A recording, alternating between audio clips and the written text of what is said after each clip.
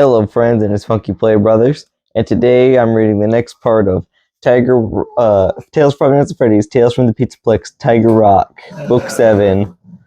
Last time we left off, Kay was seeing more Tiger Rock looking things. Thanks, Molly, Kay called out. Love you, she sang out. Love you too, Kay answered. Kay listened to his dad and sister's footsteps heading down the hall. Malia started singing a song he didn't recognize, and Kay heard his dad laugh. More footsteps murmuring. Then the front door thumped. The house was silent. All Kay could hear now was the sound of the occasional passing car, a few crows' caws, and the twittering of small birds outside the window. Kay thought about Barry, and he didn't dare glance outside to check the hummingbird feeder. He still didn't think it was safe to look anywhere. But Kay had to get up. He needed to use the bathroom. Kay got out of bed and shuffled across his room. As he went, he forced himself to keep his eyelids at half-mast. Kay made it into the bathroom, did his thing, and returned to his bed. He sat on the edge of his mattress. His shin really smarted where his skin had been rubbed by the escalator. No, not an escalator. Kay frowned and replayed the incident at school. He really had been sure he was going down an escalator. It had seemed perfectly real, even though he knew his school had no escalators. So he wasn't just seeing things with Tiger Rock's eyes. He was hallucinating other things too. But why? After the owl and the cat, Kay had assumed that what he'd been seeing was brought on by some kind of stress response triggered by the events of the VR booth. But thinking he'd been on an escalator when he'd actually been on stairs was more than that. It was like Kay was confusing physical reality with virtual one. Kay inhaled sharply. What if I'm still in the VR booth? Was that possible? Everything in the future Pizzaplex had seemed so real. There really was no way to tell the difference between the VR experience and everyday life experience. That meant he could still be in the VR booth and not realize it until now. That had to be it. Kay was still in the VR booth. No wonder his arms still hurt when the Tiger Rock had pulled him out. So what now? Well, if Kay was still in the booth, all he had to do was ride this out. If it had to be over soon. Sure, some of his experiences were unpleasant, even painful, but VR tech couldn't hurt him physically. Out of the corner of his eyes, Kay noticed movement on the top of his dresser. He turned his head and his eyes widened. His heart rate doubled in a nanosecond. Malia's plush toy was moving. At first, Kay thought some kind of vibration in the house had jolted the toys. But now he could see that they weren't just shifting slightly; they were moving from forward with purpose. As Kay looked on in horrified alarm, Malia's plush toy began creeping across the top of his dresser. All 5 animals had their black eyes reverted on Kay. Had their eyes been black before? Kay wondered. It didn't matter. The 5 sets of eyes were glassy black now, and they were all aimed at Kay. Kay froze by fright and disbelief. Wanted to run, screaming from his room, but he couldn't get his feet to move. And where would he go anyway? If Kay was still in the VR booth, nowhere he went would be safe. Besides, these were stuffed animals. What could they do? What could they do to him? He figured he was better off facing them than going out into the house to encounter some new metal 2-colored-eyed menace. Kay remained rooted to his carpet as he watched Malia's furry friends crawl forward. The plush animals had reached the edge of the dresser, and as Kay stared in shock, they each slid down the side of it. When they reached the floor, they continued to advance. Kay's heart battered his rib cage, and sweat trickled down between his shoulder blades. He kept telling himself the toys couldn't possibly hurt him.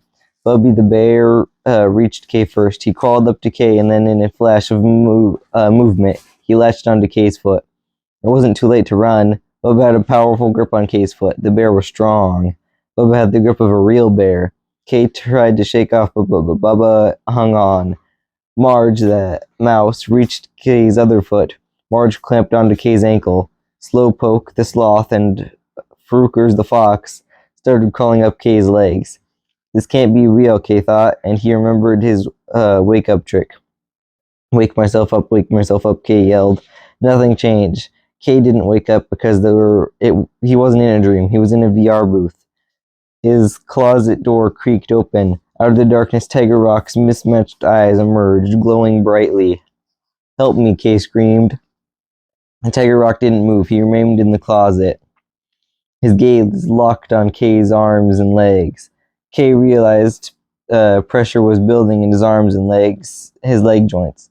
He looked down to see the Frukers and Slowpoke were now glommed onto his arms. All 5 plush animals were working together, intent on ripping Kay apart. Kay started shaking, his arms and legs, trying to dislodge the animals, but they were firmly attached to him. It was like they were glued onto his skin. Kay screamed as the pain intensified. It felt like Kay's arms and legs were starting to separate from his body. Tears filled Kay's eyes. He was panting so heavily he was practically hyperventilating. He started to hear a howl sound. It was close, very close. He finally realized the sound was coming from him. He was screaming, keening in high-pitched stride tones that hurt his ears. This can't be happening, Kay thought.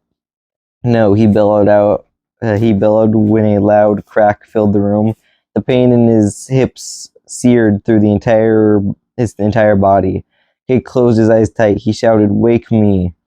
When the pain didn't stop, Kay yelled louder, "Wake me, wake me, wake me." The jagged pangs shooting down his legs erased. The throbbing torment in his shoulders and hips ebbed. Kay opened his eyes. He looked down. Although his joints and limbs ached, they no longer screamed, and the attacking plush animals were gone. So was Kay's room. Anything resembling normal reality was gone too. Kay found himself in a surreal whirlpool of spinning colors and chaotic sound. The color and sound at first appeared random, without structure or meaning, but as Kay concentrated, he began to see filmy images within the churning colors. And that was Glamrock Freddy. Kay could see the jagged flash of Freddy's lightning logo, and there the pizzaplex spun into view. Its curtained stained glass dome rotated like a top, and then morphed into the future pizzaplex, open to the Air Force field. Suddenly, a nearly transparent Tiger Rock was overlaid on top of all the other colors and shapes. Tiger Rock's sparkling robe rafted around all the sensory input, as Tiger Rock was embracing everything that was happening. Tiger Rock's green and blue eyes pulsed and glistened, his teeth gleaming. Kay closed his eyes again. "Wake me," he screamed as loudly as he could. He opened his eyes instantly. He spotted something clean and clear and curved. It was the VR booth's glass wall, or at least it looked like that. Chanting "Wake me" like a mantra, Kay focused on that wall. It was his way out of the topsy-turvy madness he was in. Kay, ducking his head against the onslaught of sights and sounds, pushed forward. It felt like he was moving through mud. Everything around him clung to him. But Kay ignored the sensations. He put his hands out, feeling for the booth's wall. It took time to reach a grope and grasp, but finally he found the wall. When he did, though, it didn't feel the way he'd expected it to. It didn't feel cool and hard like glass. It felt spongy and marble like thick plastic. Kay grabbed the squishy material. He locked his fingers around it and began pulling at it. Using every ounce of his strength, he started cleaving the booth wall apart, like he was tearing fabric. And Kay wrested the wall further and further and farther. Finally, with the spiraling mayhem closing in around him, he managed to squeeze himself through the opening he'd made. A loud, sucking sound filled his ears. A gel-like sensation slithered along his arms as it did. Kay's gaze focused. Instead of seeing disordered shapes, he saw a real person, a little girl with short, wild blonde hair. The girl holding his hand with a bearded old guy, maybe her grandfather, was also holding hands with a strange-looking doll with a bulging eyeball and features that were all wrong. When Kay looked at the freaky doll, his eyes widened. And then he was free. He was outside the VR booth. Kay found himself facing a mass of red-shirted pizzaplex employees. All of them stared at him like he was an alien. But one of them stepped forward. It was the long-haired attendant Kay had complained to, the one who had acted like he couldn't have cared less. The guy grabbed Kay's arm and pulled him away from the booth. "Are you okay, kid?" the long-haired guy asked. Kay, Todd called out. Kay turned and spotted Todd and Asher. They were at the booth. They were at the front of the small crowd of people clustered near the booth. Everyone in the crowd was staring at Kay, and everyone was talking at once. Kay took a step toward his friends. He was so relieved to see them that he could have hugged them. But he didn't. Todd and Asher weren't huggers. They'd think a hug was weird, and that would let them know how totally and thoroughly traumatized he was. So, friends, thanks for listening. The next part will be the finale. Like, comment, subscribe, hit the notification bell. Support our vlog at cashapp at the $Funky Play Brothers. Support our vlog on social media at the $Funky Play Brothers and Funky Play Bros. Thank you for watching. Bye.